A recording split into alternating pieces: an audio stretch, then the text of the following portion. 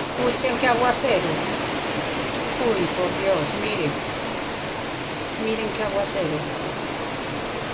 Pero rico porque hacía días que no llovía. Bueno que esté lloviendo tanto. Mira allá para el árbol. Esto es en mi casa, la casa vecina, la casa de mi sobrino.